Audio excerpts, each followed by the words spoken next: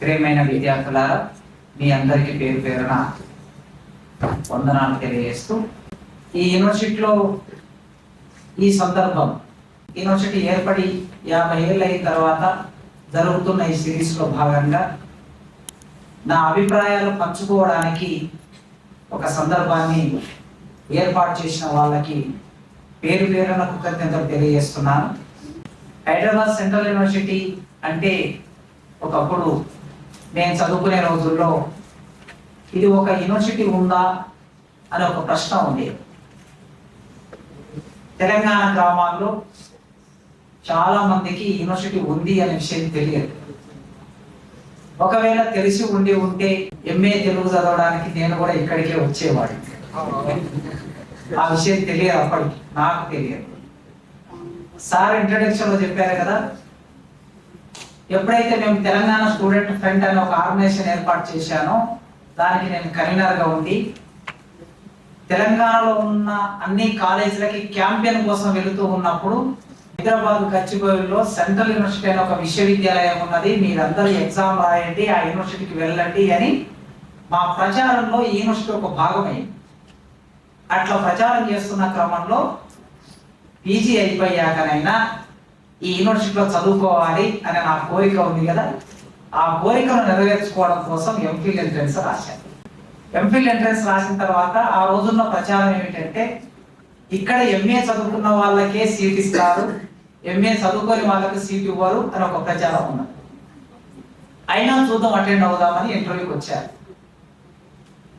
Professor Srihari గారు head గా ఉన్నారు, వీరభద్రం గారు నన్ను ఇంటర్వ్యూ చేశారు. నేను టాపిక్ ను ముందే నిర్ణయించుకొని వచ్చాను. ఇంటర్వ్యూ అంతా అయిపోయినాక ఒక మాట అడిగారు, టాపిక్ మార్చుకుంటావా, సీట్ ఇస్తే టాపిక్ మార్చుకుంటావా?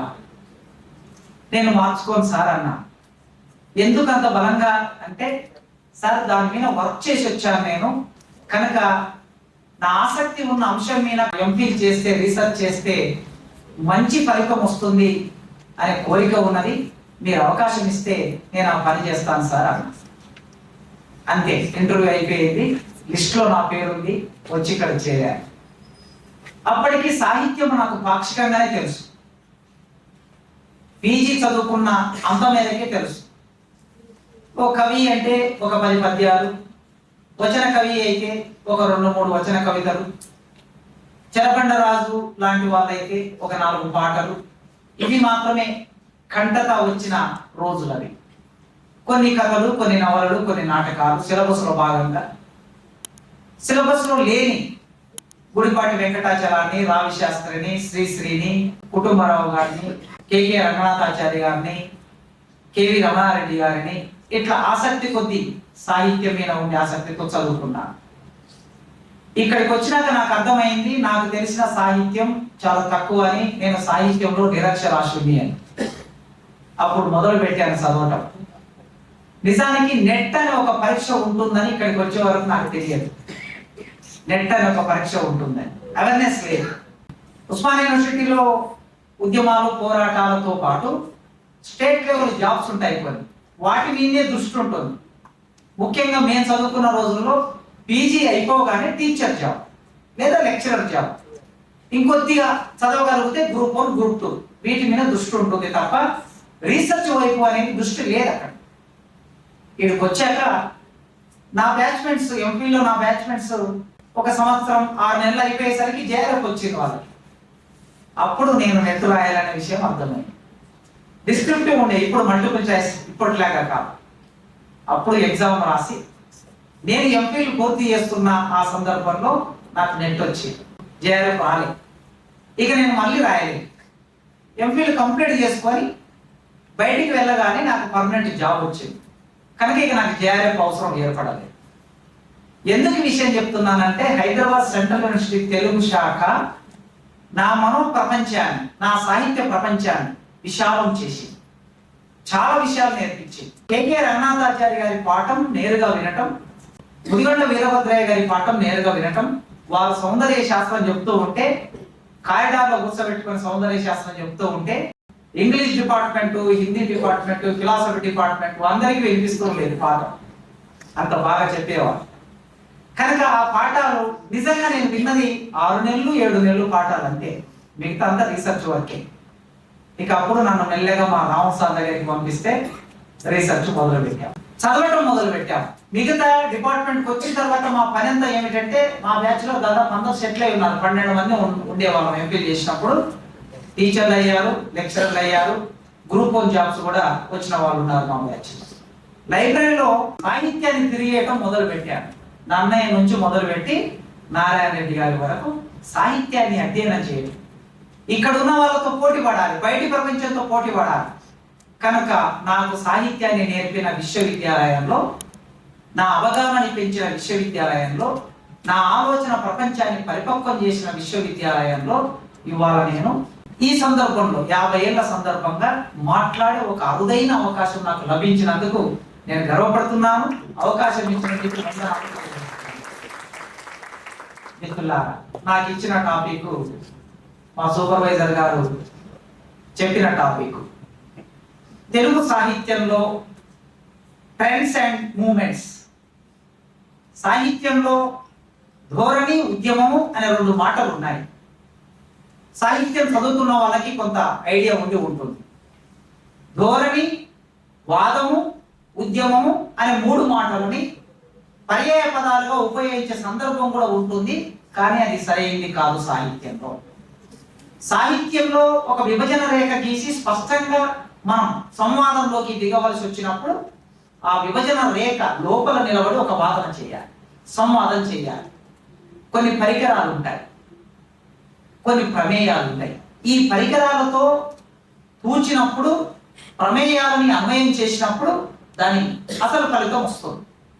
కనుక వాంగ్మయము, సారస్వతము, సాహిత్యము అని పర్యాయ పదాలుగా వాడే ఒక పరిస్థితి ఎట్లయితే ఉన్నదో, కొద్దిపాటి సాహిత్యం చదువుకొని లేదా బాగా సాహిత్యం చదువుకున్న వాళ్ళు కూడా ఈ 3టిని పర్యాయ పదాలుగా వాడే వాళ్ళు ఉన్నారు. ఇప్పటికీ పాఠం చెప్పే వాళ్ళు కూడా ఉన్నారు. అట్లే వాంగ్మయము, సారస్వతము, సాహిత్యము అనే 3 పర్యాయ పదాలుగా చెప్పే వాళ్ళు ఉన్నారు. కానీ దాని లోతుల్లోకి దిగితే కానీ అసలు విషయం బయటపడదు. అందుకే ధోరణి, వాదం, ఉద్యమం ఈ 3 వేరు అంశాలు పర్యాయ పదాలుగా వాడకూడదు. వాటికి ఒక స్పష్టమైన అర్థాన్ని ఇచ్చి సాహిత్యంలో ఇప్పటికి ఒక 50 ఏళ్ళు గడిచింది. అందుకే వీటికి సంబంధించిన కొన్ని అభిప్రాయాలని మీతో పంచుకోవడానికి ప్రయత్నం చేస్తాను. సాహిత్యం సౌందర్యాత్మకమైనది. ప్రకృతిని, మానవ జీవితాన్ని, జీవితంలోని సంఘర్షణని, భావోద్వేగాలని సౌందర్యాత్మకంగా వ్యక్తం చేసే సాధనం సాహిత్యం. ఇక్కడ ప్రకృతి, మానవుడు, సమాజం, భావోద్వేగాలు వీటిని సౌందర్యాత్మకంగా వ్యక్తం చేయటం అన్నప్పుడు సౌందర్యమే ఉంటుందా సాహిత్యం అనే ప్రశ్న ముందుకు వస్తుంది. సౌందర్యం ఖచ్చితంగా సాహిత్యం హృదయగత వ్యాపారం అని అనుకుంటే, నారాయణ రెడ్డి గారి మాటల్లో కవిత్వం అంటే హృదయగత వ్యాపారం అన్నారు. నా హృదయం మీ హృదయంతో మాట్లాడాలి. ఒక కవి హృదయం మరో కవి హృదయంతో మాట్లాడాలి. ఒక కవి హృదయం పాఠకుల హృదయంతో మాట్లాడాలి. అప్పుడే అది కవిత్వం అవుతుంది, అప్పుడే అది సాహిత్యం అవుతుంది. అందుకే రాసిందల్లా సాహిత్యం కాదు, చెప్పేదల్లా సాహిత్యం కాదు, అది సౌందర్యాత్మకంగా మారాలి. ఆ సౌందర్యాత్మకంగా మారే ఒక ప్రాసెస్ ఉంటుంది, ఒక రసాయన క్రియ ఉంటుంది. ఆ రసాయన క్రియను మారినప్పుడే అది మనల్ని ఆకట్టుకుంటుంది. అందుకే ఇక్కడ ధోరణి, దృష్టి, ఒక దృక్పథం ఉంటుంది. వారి ధోరణి అంతే అని జన వ్యవహారంలో ఉంటుంది. వారి ధోరణి అంతే అంటే వారి ఆలోచన అట్లుంది అని మనం అర్థం చేసుకుంటాం. వారు ఒక ధోరణితో మాట్లాడతారు అని అంటారు, అంటే వారు ఒక పద్ధతి లేదా ఒక ఆలోచనతో మాట్లాడతారు అని అర్థం. ఇది ధోరణి అంటే. వాదము అంటే తనకు ఉన్న ఆలోచనని, తనకున్న పద్ధతిని కొన్ని ప్రమేయాలను జోడించి, కొన్ని పరికరాలను జోడించి సంవాదంలోకి దిగితే అది వాదము అవుతుంది. ఇది వాదానికి ఉన్న అర్థం. ఉద్యమం ఏమవుతుంది అంటే, ఉద్యమం అన్నప్పుడు దానికి ఒక సిద్ధాంతం ఉండాలి, దానికి ఒక దృక్పథం ఉండాలి, దానికి ఒక నిర్మాణం ఉండాలి. అప్పుడు మాత్రమే అది ఉద్యమం అవుతుంది. అది సాహిత్య ఉద్యమం. రాజకీయ ఉద్యమమైనా, సాహిత్య ఉద్యమమైనా, రాజకీయమైనా సరే ఒక సిద్ధాంతం ఉండాలి, దానికి ఒక దృక్పథం ఉండాలి, దానికి ఒక నిర్మాణం ఉండాలి. ఉన్నప్పుడే రాజకీయ నిర్మాణం అవుతుంది, రాజకీయ ఉద్యమం అవుతుంది. అదే సాహిత్యంలోకి వస్తే సాహిత్య సంఘం ఉంటే అది సాహిత్యం అవుతుంది. కనుక ధోరణి, వాదం, ఉద్యమం ఈ మూడింటి మధ్య మౌలికంగా ఈ తేడా ఉంటుంది. తెలుగు సాహిత్యంలో ప్రపంచంలో ఏ సాహిత్యమైనా దేనిని ఆలంబనగా చేసుకుంటుంది అన్నప్పుడు సమాజాన్ని ఆలంబనగా చేసుకుంటుంది. సమాజం లేకుండా సాహిత్యాన్ని విడిగా మనం చూడలేము. విడి అంశం కాదు. సాహిత్యం ఎక్కడి నుంచో పైనుంచి రాలిపడేది కాదు, పైనుంచి వచ్చేది కాదు. మన మూలాలలో నుంచే సాహిత్యం వస్తుంది. అందుకే సమాజాన్ని మనం అర్థం చేసుకోవడానికి కావలసిన పరికరం, సమాజాన్ని సౌందర్యాత్మకంగా వ్యక్తం చేయడానికి కావలసిన పరికరం సాహిత్యం అనుకుంటే, ఈ సాహిత్యంలో కనీసం ఒక 50 ఏళ్ల చరిత్ర తీసుకొని చూస్తే ఇక్కడ మీకు కనిపించే అభ్యుదయ సాహిత్యోద్యమం అన్నాం, అక్కడ వెంటనే దిగంబర ధోరణి అన్నాం, విప్లవ సాహిత్యోద్యమం, స్త్రీవాద సాహిత్య ధోరణి, దళిత సాహిత్యోద్యమం, తెలంగాణ ప్రాంతీయ అస్తిత్వ సాహిత్యం. అస్తిత్వ సాహిత్యంలో చాలా ఉన్నాయి. మైనారిటీ ధోరణి, ఆదివాసీ ధోరణి అంటే గిరిజన ధోరణి, క్రైస్తవ ధోరణి, ఆధునిక ధోరణి, అత్యాధునిక ధోరణి, ఇట్లా మనం ఈ రోజుల్లో చూస్తున్నటువంటి 2-3 ట్రెండ్స్ కూడా ఉన్నాయి. కానీ ఇక్కడ ఉద్యమం ఎందుకన్నాం? అభ్యుదయ సాహిత్యోద్యమం. అభ్యుదయ సాహిత్యోద్యమానికి ఒక సిద్ధాంతం ఉన్నది, మార్క్సిజం దాని సిద్ధాంతం. దాని దృక్పథం ఏమిటి? ప్రపంచాన్ని మార్చాలనే వర్గ పోరాట దృక్పథం దానికి ఉంటుంది. దాని నిర్మాణం ఏమిటి? అభ్యుదయ రచయితల సంఘం దాని నిర్మాణం. కనుక అది ఉద్యమం అయింది. దిగంబర ధోరణి ఎందుకంటున్నాం? దిగంబర ధోరణి అనేది వారికి ఒక ఆలోచన కలిగింది. సాహిత్యంలో స్తబ్ద ఉన్న కాలంలో, సందర్భంలో కొద్ది మంది, ఒక 6 మంది కలిసి ఒక ఆలోచనతో ముందుకొచ్చారు. ఆ ఆలోచనకి సిద్ధాంతం లేదు, ఆ ఆలోచనకి దృక్పథం లేదు, వారి మధ్య ఒక నిర్మాణం లేదు. కనుక దాని ధోరణి అన్న. విప్లవ కవిత్వోద్యమం. విప్లవ కవిత్వోద్యానికి మార్క్సిజము, లెనినిజము, మావోయిజము అనేది సిద్ధాంతం. వర్గ పోరాటంలో సాయుధ పోరాటాన్ని ప్రచారం చేయడం దాని దృక్పథం. విప్లవ రచయితల సంఘం దాని నిర్మాణం. కనుక అది ఉద్యమం. దళిత కవిత్వోద్యమం, స్త్రీవాద ధోరణి. స్త్రీవాద ధోరణికి ఒక సిద్ధాంతం, ఒక దృక్పథం, ఒక నిర్మాణం స్పష్టంగా లేదు. లేకపోవటం వలన దాని అంతిమ లక్ష్యం ఏమిటి అన్నప్పుడు లక్ష్యం కూడా లేదు. కనుక దాన్ని ధోరణి అంటున్నాం. ఈ ధోరణి, ఉద్యమం, వాదం తెలుగు సాహిత్యంలో విస్తృతమైన చర్చ జరిగింది. జరిగిన తర్వాత వచ్చిన ఒక అంచనా, ఈ అంచనా క్రమంలో ఇవి సమాజానికి ఏం నేర్పిస్తాయి, ఇవన్నీ సమాజంలో ఎందుకు ముందుకు వచ్చాయి?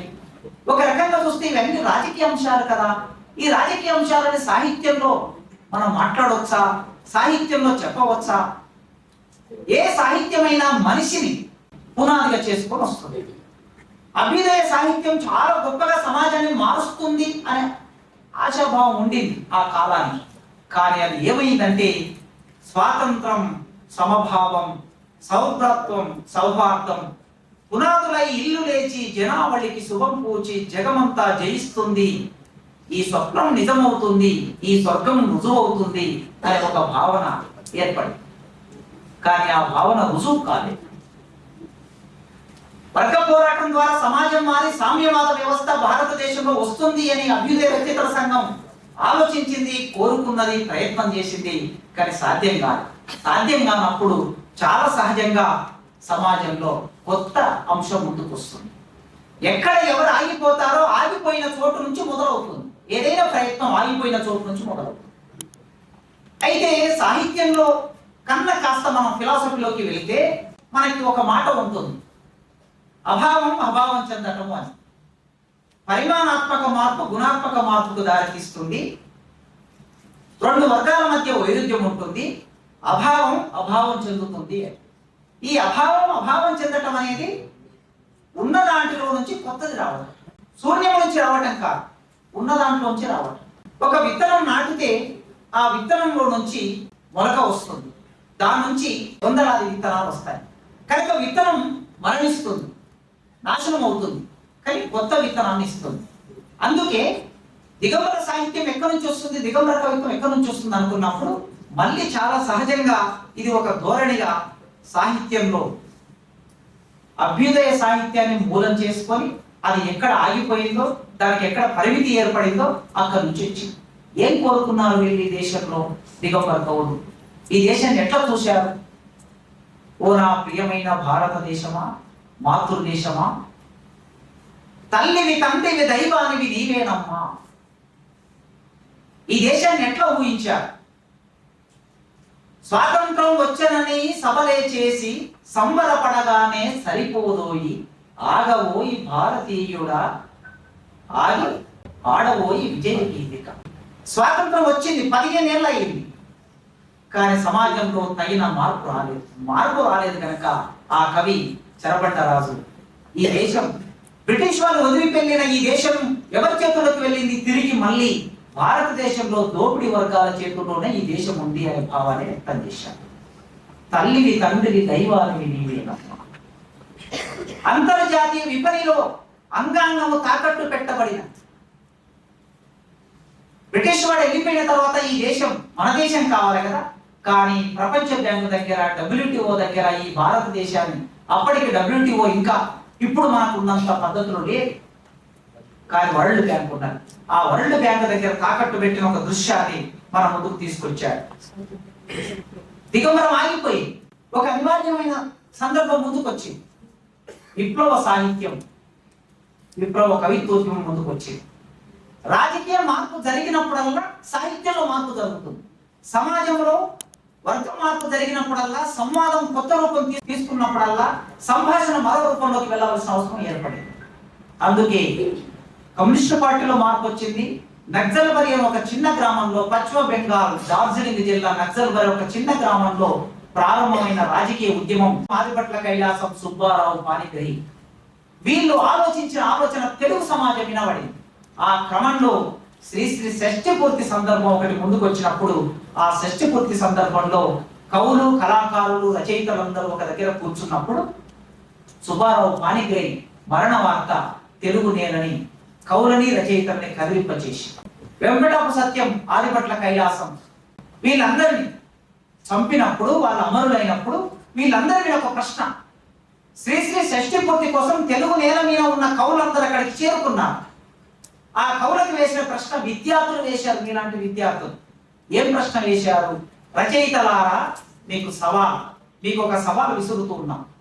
మీరందరూ ఉత్సవం చేసుకుంటున్నారు, పండుగ చేసుకుంటున్నారు, కానీ ఇక్కడికి ఒక 100 కిలోమీటర్ల దూరంలో ఆదివాసులు 370 మంది చనిపోయారు. మీలాంటి ఒక కవి ఎరుపంటే కొందరికి భయం భయం, పసిపిల్లలు వారి కన్నా నయం నయం అని రాసిన సుబ్బారావు పాణిగ్రహిని కూడా చంపేశారు. ఈ చావును మీరు అంగీకరిస్తారా? ఈ ఆదివాసుల గురించి మీరు ఆలోచించరా అనే ప్రశ్న వేసినప్పుడు అక్కడి నుంచి విప్లవ సాహిత్యోద్యమం, కవిత్వోద్యమం ముందుకు వచ్చింది. దానికి విప్లవ రచయితల సంఘం మూలమైంది. శ్రీశ్రీ దానికి అధ్యక్షుడయ్యాడు. సాయుధ విప్లవ బీభత్సుని సారథునై భారత కురుక్షేత్రంలో నవయుగ భగవద్గీత ఝంజాని ప్రసరిస్తాను, మంటల చేత మాట్లాడించి రక్తం చేత రాగాలాపన చేయిస్తా అనే ఒక కొత్త వరవడిని తెలుగు కవిత్వంలోకి తీసుకొచ్చాడు. అప్పటి వరకు తెలుగు కవిత్వంలో, అభ్యుదయ కవిత్వంలో, భాషలో, శిల్పంలో, వస్తువులో ఉన్న పద్ధతికి భిన్నంగా కొత్త పద్ధతిని శ్రీశ్రీ ప్రవేశపెట్టాడు. విప్లవ కవిత్వం అంటే కేవలం హింస మాత్రమే కాదు, అందులో ఒక ప్రేమ ఉంటుంది, కాల్పనికత ఉంటుంది. విప్లవకారులు ప్రేమించేవారు, ప్రజలను ప్రేమించేవారు, తల్లిదండ్రులు ప్రేమించేవారు, సమాజాన్ని ముక్తి చేసేవారు, ప్రియురాలని ప్రేమించేవారు. కనుక వాళ్ళు కేవలం విప్లవం చేసే, వర్గ పోరాటం చేసే, చేతిలో ఆయుధం పట్టుకున్న వాళ్ళు మాత్రమే కాదు.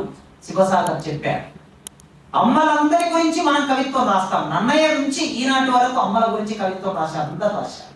కానీ శివసాగర్ ఒక ప్రత్యేకమైన పద్ధతిలో విప్లవ కాల్పనికతను ప్రవేశపెట్టాడు. అమ్మా నన్ను కన్నందుకు విప్లవాభివందనాలు, పొలాలలో పరిగగింజ ఏరుకునే వేళలందు పక్షుల రాగాల నడుమ గరిక పూల పాన్పు పైన అమ్మా నన్ను కన్నందుకు విప్లవాభివందనాలు. ఈ అమ్మ ఎయిర్ కండిషన్ రూముల్లో కనలే, ప్రసవించలే. గరిక పూల పాన్పు పైన పక్షుల రాగాల నడుమ రాలిపడిన పువ్వులకై, గాయపడిన పక్షులకై ప్రాణమివ్వ నేర్పినావు, కొండలలో చెలరేగిన సుడిగాలిని చూపినావు, అమ్మానను కన్నందుకు విప్లవాభివందన. ఇది విప్లవ కాల్పనిక.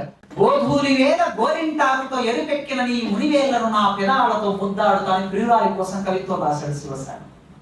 కనుక విప్లవ కవిత్వం, అభ్యుదయ కవిత్వం నుంచి దిగంబర కవిత్వం వరకు విప్లవ కవిత్వం వరకు వచ్చేసరికి అది శివసాగర్ ప్రవేశంతో అద్భుతమైన సాహిత్యంగా కవిత్వంగా మారింది.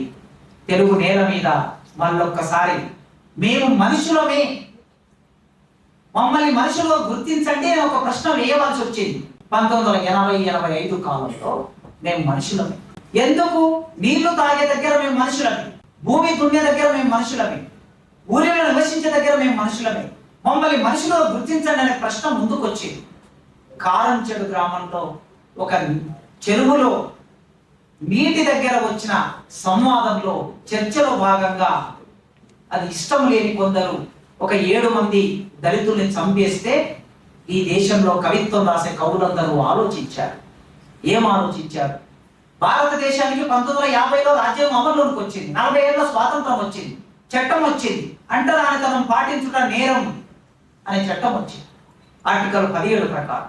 ఆర్టికల్ 14, 15, 16 అందరూ సమానమే చట్టం ఉందన్నారు. కానీ మేము సమానం కాకుండా పోయాం కదా ఈ దేశంలో. అందుకే మేము మనుషులమే, మమ్మల్ని గుర్తించండి.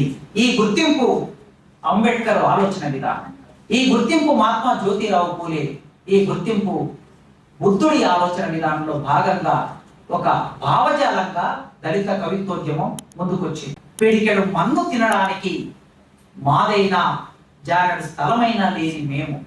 ఒకటి స్ఫురిస్తుంది ఈ పోయం చదవగానే మనకి. మన్ను తిని కృష్ణుడు స్ఫురిస్తాడు, కానీ పిడికెడు మన్ను తినడానికి మాదైనా జాగడి స్థలమైనా లేని మేము, యుగ యుగాలుగా భూమికి కూడా ఏమి కాని మేము, మా నోట్లో ముల్లోకాలని ఎలా చూపించగలం? ఇది ప్రశ్న.